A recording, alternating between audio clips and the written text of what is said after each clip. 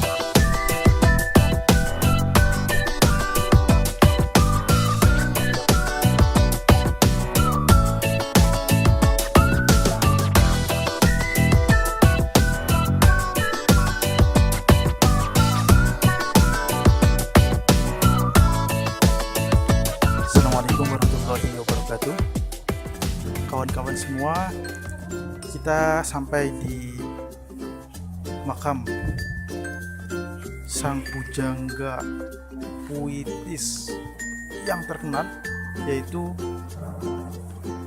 Syekh Maulana Jalaluddin Rumi. Kita sedang di makamnya. Kita bisa lihat banyak pengunjung dari penjuru dunia yang datang ke sini hanya untuk berziarah. Bahkan banyak yang dari mereka yang secara agama adalah non muslim, namun mau berziarah ke makam Syekh Jalaluddin Rumi. Subhanallah, karena kita semua tahu siapa itu Syekh Jalaluddin Rumi, tokoh pecinta yang menyebarkan cinta ke seluruh dunia tanpa melihat latar belakang dari suku atau agama dari mereka. Terbukti hari ini yang berziarah ke makam Syekh Jalaluddin Rumi ini bukan hanya dari negara-negara muslim, negara-negara Arab, namun juga negara-negara non-muslim. Banyak juga dari Cina, banyak juga dari negara-negara Eropa, Amerika yang mulai datang ke sini. Kita bisa melihat banyaknya turis yang datang hari ini. Meskipun di luar cuaca sedang panas, namun ketika kita masuk ke makam dan museum Jalaluddin Rumi ini hawanya sungguh sejuk. Tak lain adalah karena struktur bangunannya mendukung dan keberkahan yang menyelimuti ruangan ini. Semoga kita semua diberikan kesempatan untuk berkunjung ke sini. Insya Allah Anda suatu hari akan berkunjung ke sini. Wallahul muwaffiq ila aqwamit thoriq. Wassalamualaikum warahmatullahi wabarakatuh.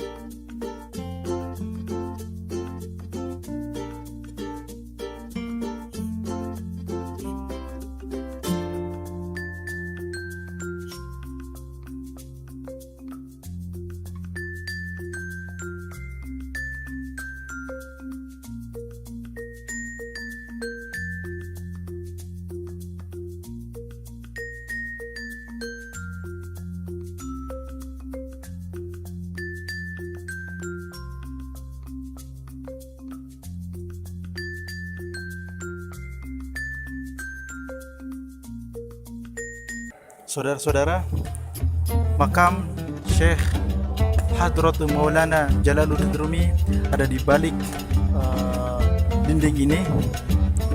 Makamnya persis seperti apa yang ada di gambar. Kenapa makam ini ditutup?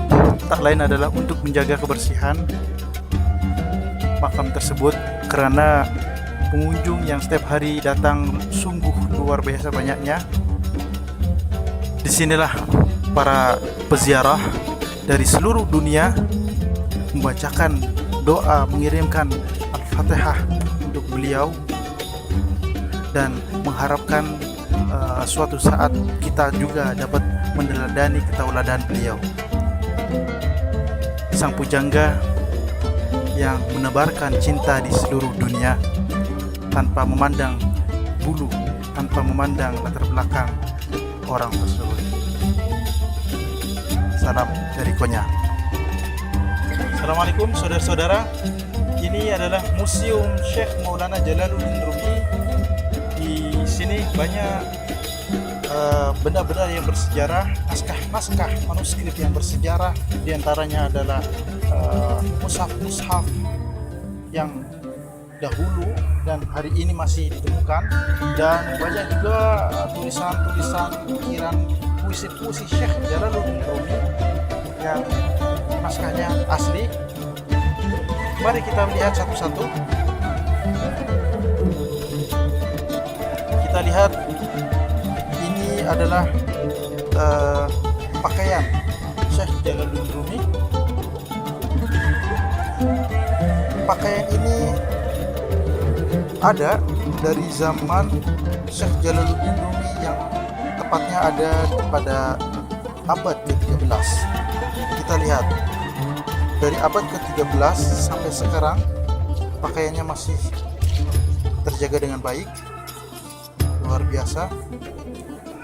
Ini menunjukkan konsentrasi dan perhatian yang luar biasanya pemerintah Turki untuk memelihara benda-benda yang bersejarah. Kita juga bisa lihat hal-hal yang lain.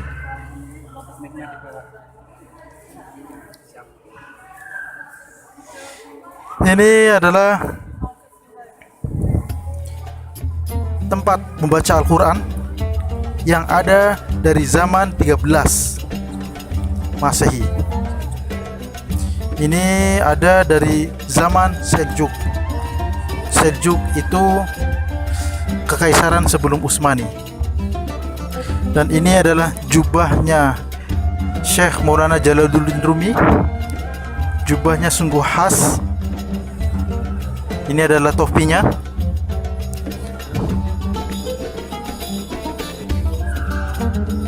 Kemudian ini di samping kita ada juga mushaf. Orang Turki menyebutnya adalah Quran Sanjak, Sanjak Qur'ani Karim. Cukup kecil. Ini dibuat pada abad ke-15 Masehi. Kemudian di atasnya juga Quran Sanjak yang dibuat pada abad ke-16. Dan kita bisa lihat yang paling besar ini juga termasuk surat Al-Fatihah yang ditulis mushafnya pada abad ke-16 Masehi.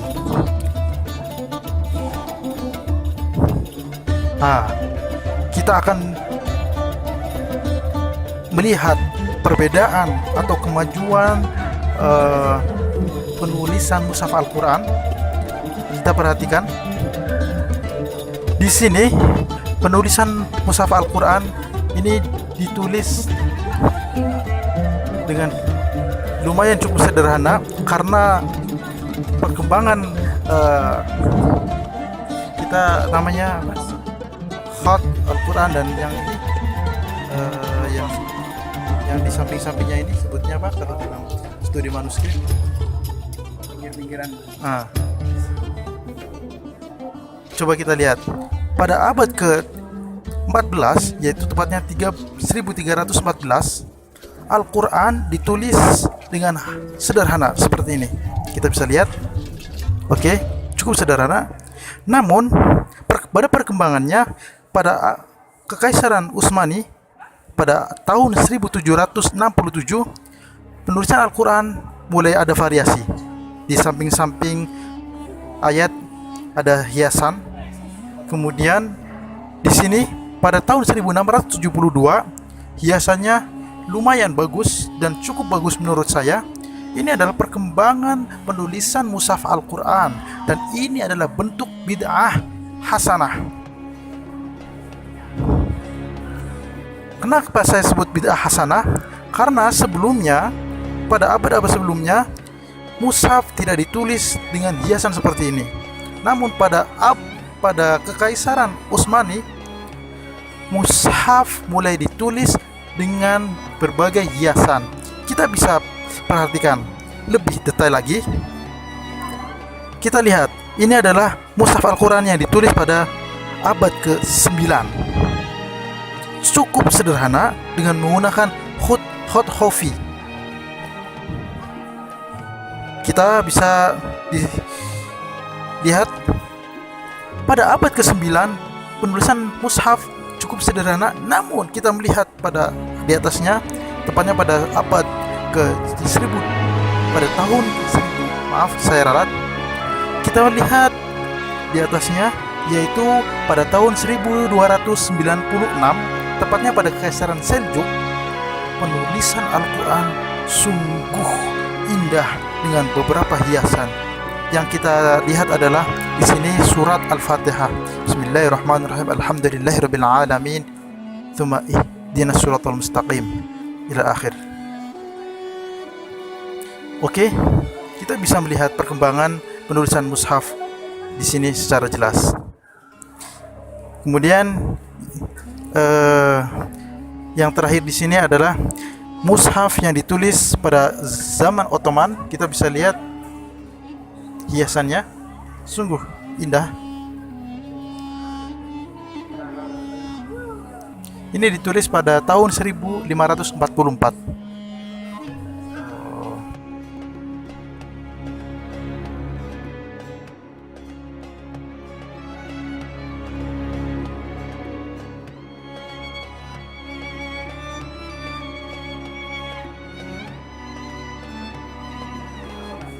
Saudara-saudara, kita sedang ada di Museum Jalaluddin Rumi.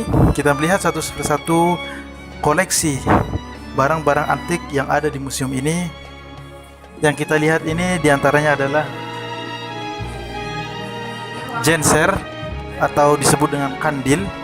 Usianya cukup tua sekali, ada pada abad ke-13 Masehi. Ini kandil biasanya dipakai buat lampu.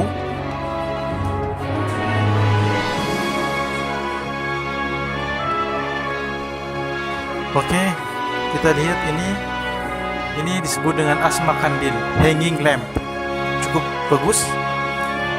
Dan yang ini adalah syamdan, candle drum, lumayan bagus sekali.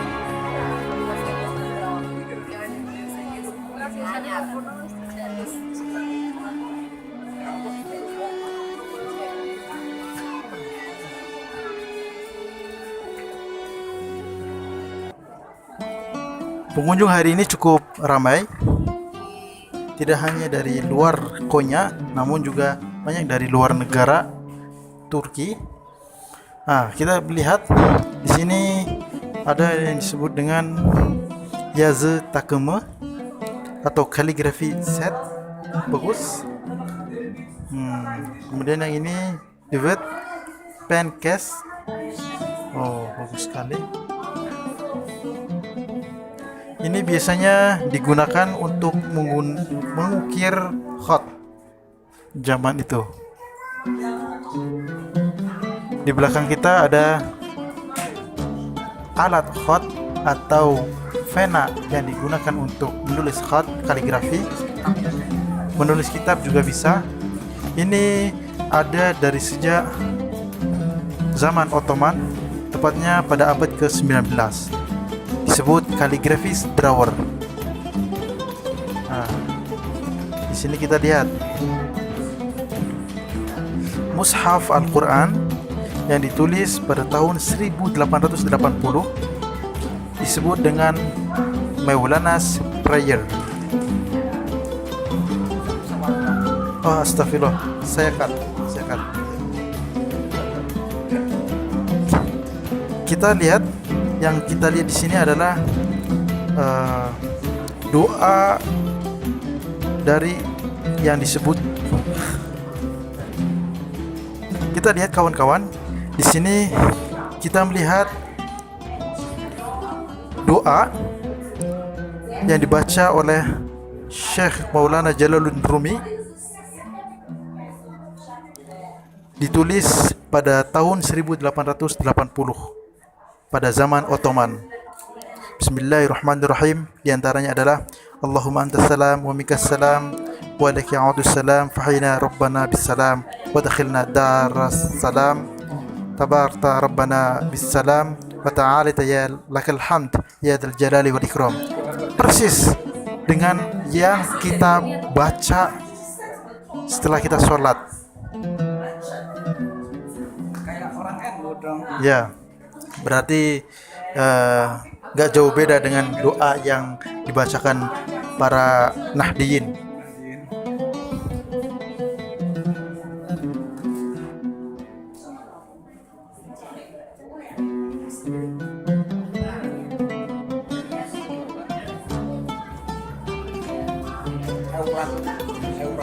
Wirid-wiridnya entah beliau itu yang bukan yang atau itu. Saudara-saudara, kita akan melihat bagaimana seseorang dapat mencapai tingkat sufi yang paling atas. Pertama, seorang murid untuk menjadi sufi, dia harus bisa dan mau untuk melakukan hizmet, yaitu melayani dengan sukarela, dengan ikhlas. Di sini dilambangkan dengan memasak, yaitu seorang murid yang ingin belajar tentang tasawuf sufi ini harus mau melayani ke sesama, mau memasak untuk orang lain, memberikan makanan untuk orang lain.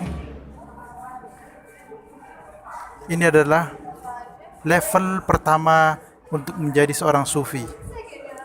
Saya ulangi lagi, adalah melayani dan dilambangkan dengan memasak makanan untuk dikasih ke orang lain. Setelah itu, tahap kedua adalah belajar menari sema.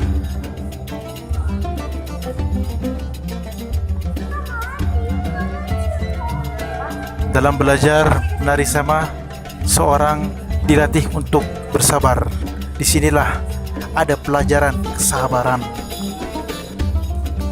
Bagaimana dia mampu mempertahankan keseimbangan badan untuk berputar berapa kali dengan tangan kanan di atas dan tangan kiri di bawah. Artinya nikmat itu datang dari Allah, kemudian disalurkan ke bawah untuk sesama manusia. Setelah itu tahap kedua selesai, ada tahap selanjutnya yaitu muzakirah atau diskusi.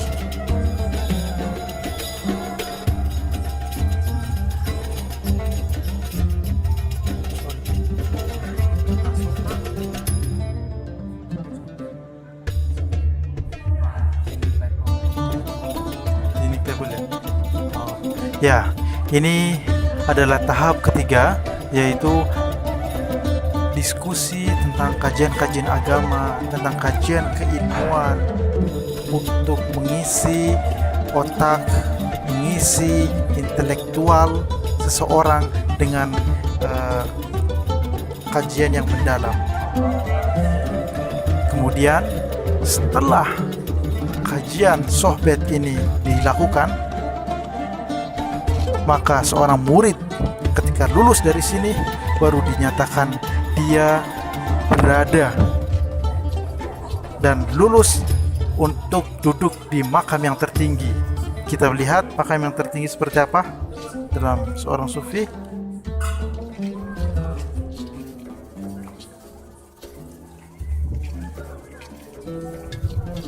Inilah makam tertinggi seorang sufi, disebutnya Neunias Wesaka, postu makamu, the novice and his place in the belt. Yaitu pertama, hizmet, layani sesama. Yang kedua adalah kesabaran dengan belajar sema, dan yang ketiga adalah mengisi otak dengan kajian-kajian intelektual yang berkualitas. Sekian kajian sufi hari ini. Assalamualaikum warahmatullahi wabarakatuh.